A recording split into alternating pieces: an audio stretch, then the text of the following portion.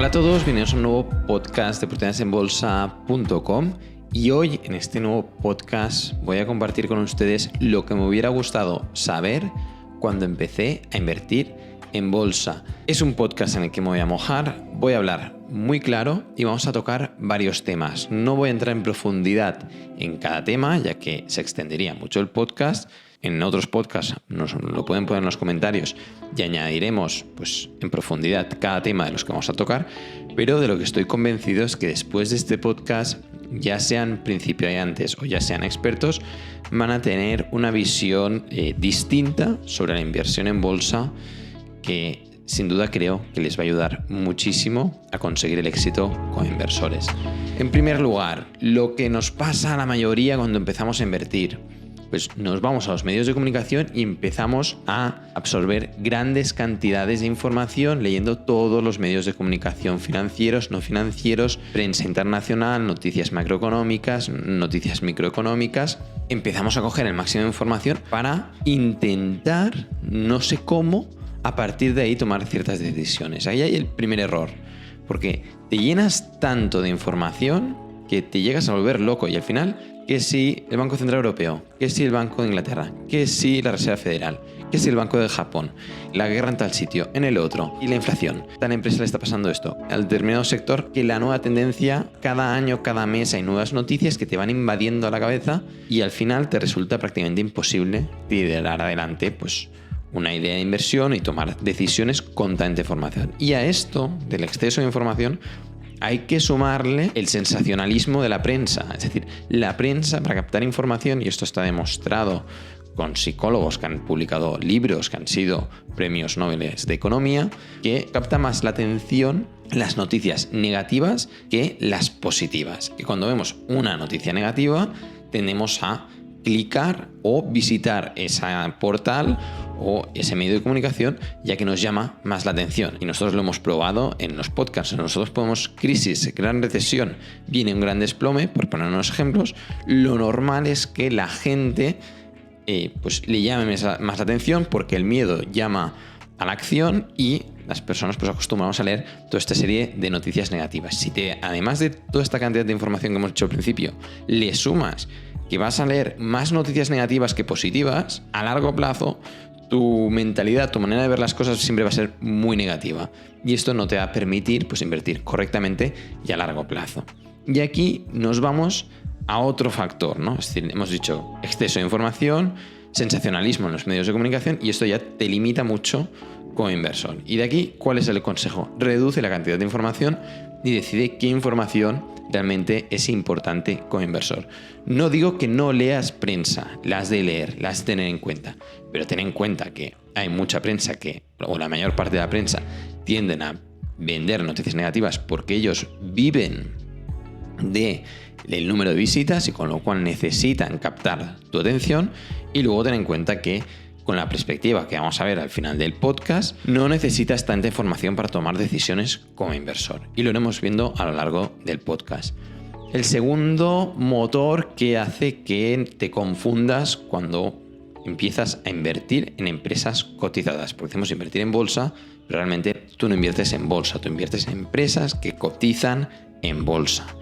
El segundo motor son los intermediarios financieros. Con los intermediarios financieros tenemos un problema. En primer lugar, porque hay muchos de ellos que se benefician principalmente de la compra y venta de acciones que hacen los inversores. ¿Y qué pasa? Pues contra más operes, más dinero van a ganar porque ellos cobran una comisión por cada compra y por cada venta. Con lo cual, no fomentan la inversión a largo plazo, fomentan trading, productos apalancados, que ahora hablaremos de ellos, y que el inversor tome muchas decisiones. Y de aquí, estos brokers también fomentan la cantidad de información que ellos mismos también publican para que el inversor siga operando, ¿no?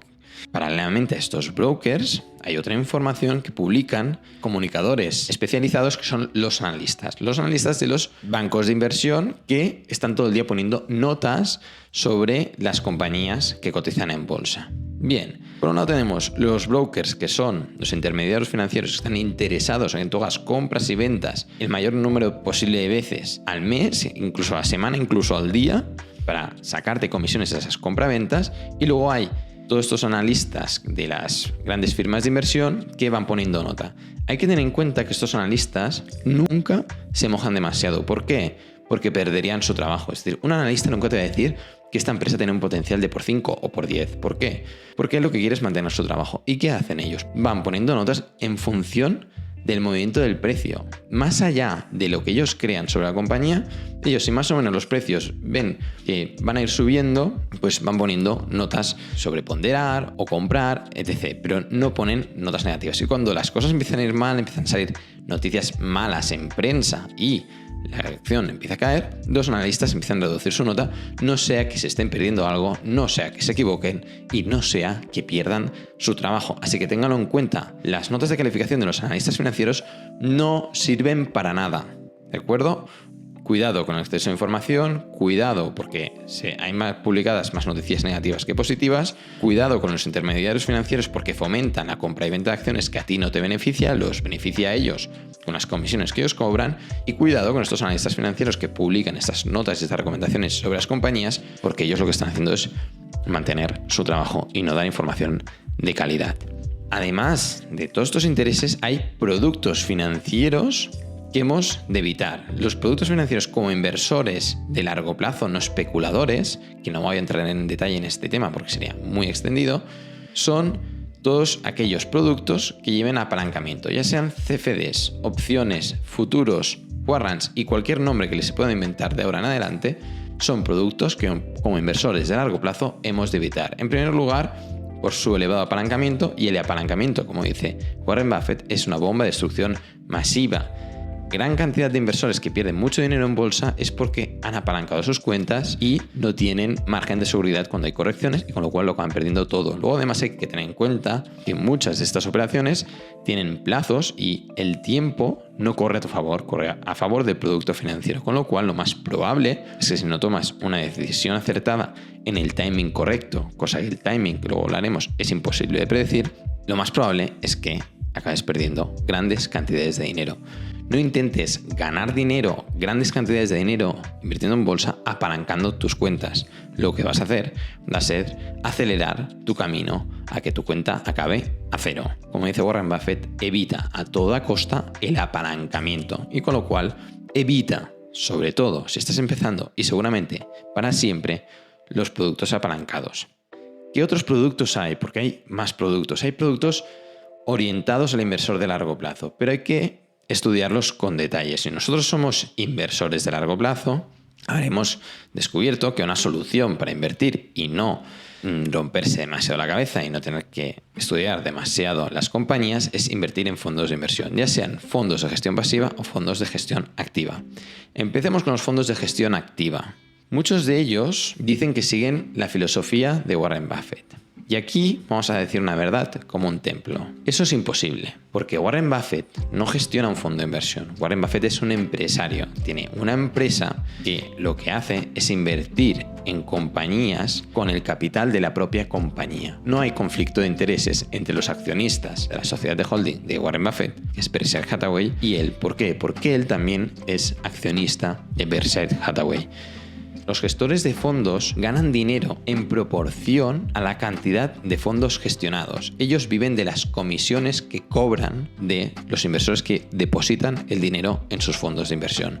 No viven del dinero generado vía operaciones en sus empresas ni vía la rentabilidad que generan las inversiones en su fondo de inversión. Sí que indirectamente, evidentemente, si el fondo lo hace mal, el fondo irá reduciendo la cantidad de capital invertido porque los inversores se van a ir y con lo cual las comisiones se van a ir reduciendo. Pero el fondo, y eso es importante, piensen de qué vive para entender si los intereses del gestor están alineados con los intereses del inversor. El gestor de fondos vive de las comisiones que le saca al inversor. Estas comisiones, aunque parezcan pocas, aunque cuando estés empezando a invertir te parezca que un 1% es poco, si lo pones en una calculadora de interés compuesto, un 1% cada año, si le extraes esa rentabilidad a un 10% anual, si en cambio de obtener un 10% anual obtienes un 9%, a largo plazo, esos son cientos de miles de euros o de dólares, con lo cual, cuidado con ese 1% de comisiones que cobran los gestores de fondos, que en muchos casos se acercan más al 2% que al 1%. Pero hay más. Estos gestores de fondos, y esto está publicado cada año en Standard & Poor's, en la compañía de calificación crediticia de Standard & Poor's, que también hace los índices de mercado, demuestran con estudios que publican todos los años que más del 70% de los gestores de fondos no baten al mercado a medio plazo y más del 80-90% no baten al mercado a largo plazo. Con lo cual, lo más probable es que el fondo de inversión en el que estás invirtiendo lo esté haciendo peor que la media del mercado. Y lo hacen peor porque han de invertir en una gran cantidad de compañías para tampoco perder su trabajo, porque si se equivocan, pues seguramente se equivocarán de mucho y los inversores van a salir de ahí, y con lo cual ellos al final acaban poniendo gran cantidad de acciones en su cartera, poner muchas acciones en una cartera y además cobrarle comisiones. El fondo se va a parecer mucho a la media del mercado y si le sacas las comisiones, pues ya lo va a hacer peor que la media del mercado. Con lo cual, cuidado con la gestión activa, porque es un producto que hace unos años funcionaba porque los inversores les costaba mucho invertir pues en acciones americanas, en acciones chinas, en acciones japonesas, porque en el mercado no había tanto acceso como hay ahora hoy en día. Y por otro lado, los índices de mercado no se podían comprar, no habían fondos de gestión pasiva. ¿Los fondos de gestión pasiva son una buena solución? Sí, las comisiones son muy bajas y puede ser una muy buena solución si tu objetivo no es generar grandes cantidades de dinero, es decir, no quieres hacerte rico invirtiendo en bolsa, únicamente quieres pues, que esos ahorros funcionen a largo plazo y no te den preocupaciones. Si ese es tu perfil de inversión, los fondos de gestión pasiva son una excelente solución. Estúdialos. Las dos principales compañías que tienen los fondos de gestión pasiva más grandes del mundo son Vanguard y BlackRock. Y luego le sigue State Street. Estúdienselos. Nosotros no cobramos comisiones por lo que estamos diciendo, ni es asesoramiento financiero, que quede claro. Pero las comisiones de algunos de estos fondos de gestión pasiva que replican los índices de mercado, como el Standard & Poor's 500, son comisiones del orden del 0,04%, con lo cual son comisiones muy bajas respecto a las comisiones que te cobran los gestores de fondos, que te están cobrando un 1, incluso un 2% cada año. Fíjense en la diferencia, 0,04% respecto a un 1 o 2%. A largo plazo estás ganando muchísimo más dinero invirtiendo esos fondos de gestión pasiva respecto a invertirlo en gestores que lo más probable es que lo hagan peor que la media del mercado. Un buen filtro para saber si los gestores están actuando de forma que genere posibilidades de batir el mercado es si en sus 10 primeras posiciones hay más del 50% de la cartera. Si no es así, es que están diversificando en exceso y con lo cual es mejor que te indexes. Que por muy buena historia que te explique ese gestor, lo más probable es que con tanta diversificación no pueda batir al mercado. Dirán, bueno, entonces, ¿qué hacemos? Porque nos estás diciendo que la inversión en fondos de inversión de gestión activa, lo más probable es que no bata al mercado, van a cobrar elevadas comisiones, que no me apalanque y que los fondos de gestión pasiva son una buena solución. Son una buena solución si lo que nosotros queremos, como hemos dicho, es que el dinero crezca a largo plazo. Pero la filosofía de invertir en fondos de inversión, y esto es una reflexión que es importante tenerla en cuenta, no te va a hacer rico de la noche a la mañana. Y seguramente estás poniendo dinero en el presente para un futuro, mirando 20 y 30 años vista, que no sabes ni siquiera si vas a estar vivo. Está bien, es decir, mucho mejor esto que las personas que simplemente cogen su dinero y lo guardan, porque la inflación se va a comer el valor del poder adquisitivo de este dinero y el valor se va a ir a baja. Y con lo cual, de aquí 20 y 30 años, esos $10.000, esos $100.000 que tenían ahorrados van a tener un valor prácticamente cero. Ya, bueno, entonces, ¿qué posibilidades tenemos? Bueno, una es dejarnos nuestros fondos de inversión o, si queremos realmente decir, oye, pero ¿cómo se hacen ricos Warren Buffett, Jeff Bezos, Elon Musk? Piénsenlo bien, ellos no están comprando todo el día, vendiendo acciones, ni comprando y vendiendo CFDs, ni comprando y vendiendo futuros, ni warrants, ni opciones. ¿Qué están haciendo? Ellos son propietarios de acciones durante largos periodos de tiempo.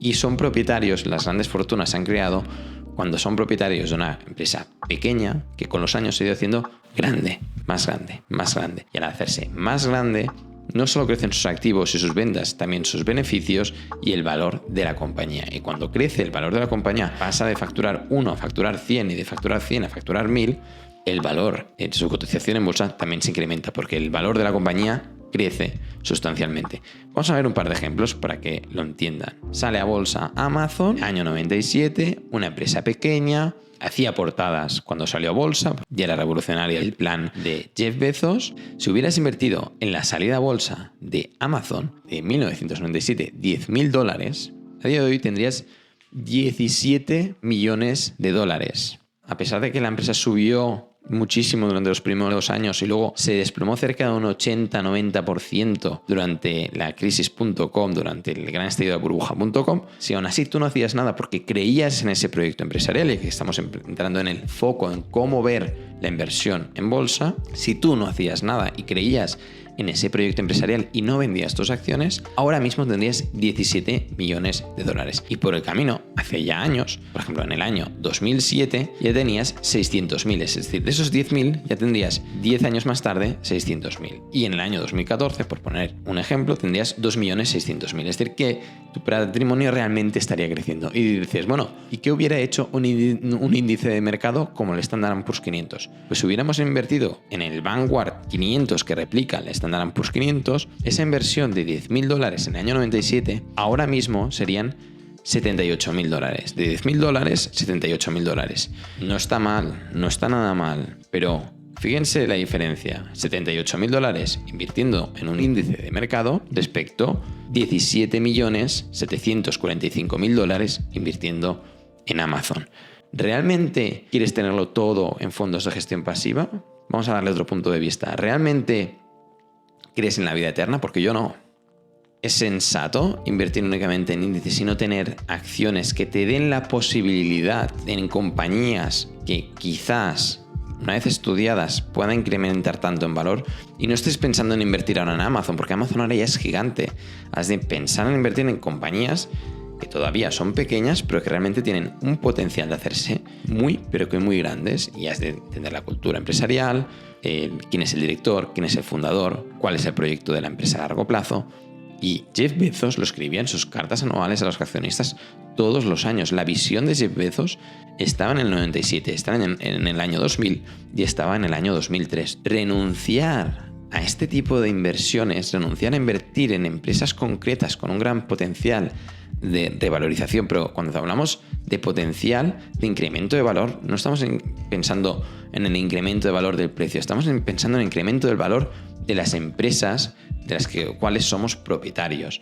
El enfoque como inversores en bolsa es la clave de todo. Es la clave que te va a permitir que las noticias, el ruido de las noticias no te afecte. Es la clave que te va a permitir que la invitación de los intermediarios financieros a comprar y vender acciones de forma continuada y con un periodo de veces demasiado alto no te afecte. Es la única manera de que ciertos productos financieros pasen por delante y tú no piques en ellos. Estás pensando como un propietario de una empresa. Tú puedes tener tu propia compañía. Piénsalo bien. ¿Tú crees que tu propia compañía puede incrementar tanto en valor como otras compañías que han salido durante los últimos años en bolsa? Aunque ahora el proyecto empresarial realmente cada vez tiene más sentido. A lo mejor ha salido hace 10 años, pero el proyecto empresarial empieza a coger cuerpo y dices, oye, esta compañía realmente ahora mismo tiene un potencial de crecimiento mucho más alto que mi compañía. Pues quizás vale la pena invertir en ella. O tus ahorros. ¿Tú crees que tus ahorros van a crecer más invirtiéndolos en un fondo de inversión que invirtiéndolos en determinadas compañías que tienen potenciales de crecimiento de la compañía tan elevados? Eso es la reflexión que has de irte realizando y has de pensar en si quieres ser propietario de esas compañías. El enfoque como inversor es la clave del éxito para invertir a largo plazo. Nosotros pensamos que invertir en bolsa es comprar y vender acciones, ver las noticias de corto plazo y ir sacando tajada de las fluctuaciones de los precios. Así no es como se crea riqueza. La riqueza se crea siendo propietario de empresas. O las creas tú o las compras. Pero es lo mismo ser propietario de una empresa que has montado tú que ser propietario de una parte de una empresa que no has creado tú. Y es inteligente y sensato, si lo piensas detenidamente, ser propietario también de otras empresas que están dirigidas por grandes empresarios con visiones a largo plazo extraordinarias y con capacidades en Estados Unidos que sinceramente en España no tenemos. Vamos a ver otro ejemplo porque las oportunidades han pasado delante nuestro y hay empresas que todavía ahora también tienen gran potencial de revalorización. Si nosotros hubiéramos invertido en cambio en Amazon en la salida a bolsa, lo hubiéramos hecho en Tesla, ¿cuál hubiera sido nuestro patrimonio invirtiendo $10.000 en la salida a bolsa de Tesla? Cuando salió a bolsa Tesla, hizo portada en todos los medios de comunicación. Y las portadas durante los siguientes años fueron malas. Es decir, las críticas fueron constantes. Todos los lobbies del sector del automóvil criticaban a Tesla, se metían con Tesla, le faltaban incluso el respeto. Invertir $10.000 en Tesla en junio del año 2010, hace 13 años...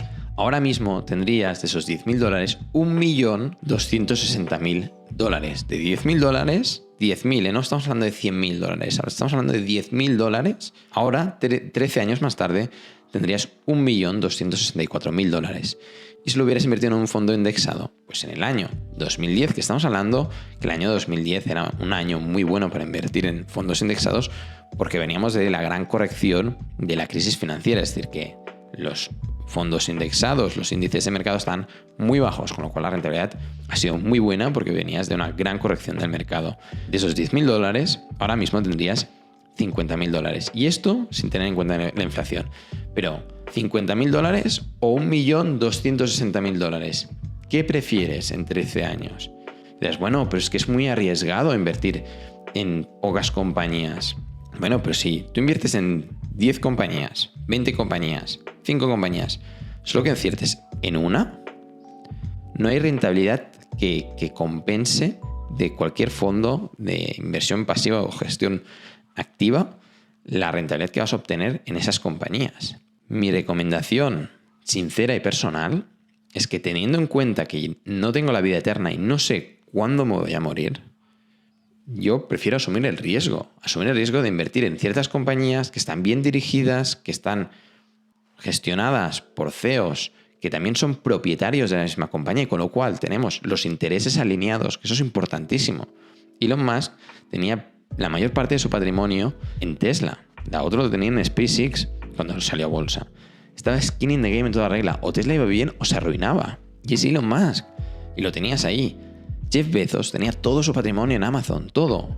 Entras en su tren y tienes los intereses alineados con Jeff Bezos, con Elon Musk. Y ahora mismo hay grandes compañías que están cotizando con grandes correcciones porque el pánico en las empresas ahora mismo se han desplomado con las subidas de los tipos de interés y la dificultad de acceder a crédito a buenos precios. Te permite comprar grandes negocios que a largo plazo es posible que alguno de ellos o algunos de ellos crezcan muchísimo en valor empresarial.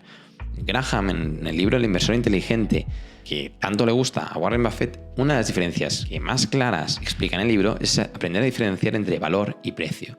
Y las compañías, cuando crecen de valor, es cuando crecen a nivel empresarial, cuando crecen sus activos, sus ventas, sus beneficios, sus flujos de caja libre, el impacto que están generando en el mundo. Cuando tú ves un proyecto empresarial cuyo impacto puede hacerse mucho mayor del que actualmente es, pues ahí tienes un potencial de revalorización importantísimo. Claro que hay riesgos, pero trabajes donde trabajes, hay riesgos. Trabajes en una multinacional, por muy grande que te parezca, hay riesgos de que esa multinacional en un año u otro le vayan mal las cosas y que te quedes sin trabajo. Y dices, no lo voy a invertir. Bueno, entonces no es que haya un riesgo, es que estás garantizando la pérdida del poder adquisitivo de tu dinero. Y eso es todo el riesgo que vas a asumir. Es decir, si tú no inviertes, sí o sí, tu dinero va a valer menos de aquí 5, 10 y 20 años. Y más con un Estado que está endeudadísimo. Los Estados están muy endeudados y sí o sí van a apretar a los bancos centrales para que sigan imprimiendo dinero. Y cuando imprimen dinero, incrementan la masa monetaria. Y si incrementan la masa monetaria, sí o sí va a haber inflación. Hay más dinero para comprar lo mismo. Va a haber inflación sí o sí. Y con lo cual, invertir tu dinero no es una opción, es una obligación. Lo vas a invertir sí o sí. Entonces, has de elegir cómo lo quieres invertir. Esa es la única discusión que has de tener. Bajo mi punto de vista, teniendo en cuenta que de aquí 30 años no sé si estaré vivo y también quiero disfrutar de la vida, a mí me parece razonable y sensato coger una parte de mi dinero, si no todo, e invertirlo en grandes proyectos en los que creo, que conozco con muchísimo detalle, y de dejarlo ahí durante largos periodos de tiempo para ver cómo incrementa realmente el valor de esas compañías, de esos proyectos empresariales en los que creo. Y con esta perspectiva, con este enfoque de inversión con perspectiva empresarial, ya no solo estás entendiendo o batiendo a los medios de comunicación, a los intermediarios financieros, a los vendedores de productos financieros, sino que además vas a poder batir al mercado, a los sentimientos del mercado. Porque otro problema que tenemos los inversores es que cuando hay correcciones en bolsa entramos en pánico. Ese miedo te paraliza y no te permite comprar las empresas que tanto te gustan a precios bajos. Porque te estás dejando llevar por los medios de comunicación, porque te estás dejando llevar por los analistas, porque te estás dejando llevar por los fondos de inversión que tienen posiciones completamente defensivas para que inviertas en ellos de forma defensiva, llevados por el miedo, incrementen el número de activos gestionados y ellos ganen más dinero con sus comisiones. Pero ese no es tu objetivo. Tu objetivo es ser propietario de una compañía. Tú dices, no, yo creo muchísimo en Tesla. Yo creo que durante los próximos 10 años todavía va a incrementar más de valor. Por ejemplo, pues en las correcciones las puedes aprovechar para comprar acciones de Tesla a precios más bajos. Con los mismos ahorros vas a poder comprar más acciones de Tesla. Vas a poder tener mayor propiedad de la compañía de Tesla. Con perspectiva empresarial, como propietario de una compañía, de poder adquirir acciones justo cuando hay correcciones, cuando todo el mundo tiene miedo. Y Buffett nos lo ha dicho muchísimas veces. Es tan sencillo como tener la perspectiva empresarial y invertir, comprar cuando todo el mundo tiene miedo y vender cuando todo el mundo está eufórico y te están comprando las acciones a precios que no tienen ningún sentido, que están muy por encima de su valor. Hasta aquí este podcast de oportunidadesenbolsa.com, que es un podcast en el que hemos tocado varios temas, pero si los englobamos, si los reflexionamos, veremos que realmente no es tan loco como muchos nos dicen invertir en compañías que realmente creemos y entendemos. De aquí a estudiar con detalle las empresas en las que queremos invertir, conocerlas muy bien, y cuando las conocemos bien hemos de reflexionar sobre sus ventajas competitivas, sobre todos los conceptos que hablamos en estos podcasts de OB y en la parte privada, en estas revistas que publicamos en oportunidadesenbolsa.com, para poder invertir con éxito a largo plazo. Los que no son suscriptores, acabamos de publicar la revista del mes de octubre. Es una revista en la que presentamos una compañía que ya es muy grande, pero que sigue teniendo unas ventajas competitivas muy claras y que a largo plazo todavía tiene mucho potencial de crecimiento, porque el crecimiento de la clase media en los países emergentes va a permitir que sus ventas sigan creciendo durante los próximos años, con lo cual el valor de la compañía va a seguir creciendo y con lo cual su revalorización en bolsa, si empresarialmente lo hace tan bien como creemos que va a pasar, pues va a seguir al alza. Les invitamos a que descubran la revista. Por el momento tienen la opción de suscribirse 30 días gratis a la revista de oportunidadesenbolsa.com. Por el momento no sabemos hasta cuánto vamos a mantener pues este periodo de 30 días gratis para los nuevos suscriptores, así que les invitamos a que vean pues esta revista extensa de 40 páginas con un vídeo de presentación en el que explicamos una empresa excelente con un accionista. El mayor accionista es el presidente y CEO de la compañía, que tiene los intereses completamente alineados con los accionistas. Esto es todo. Nos vemos. Hasta la próxima.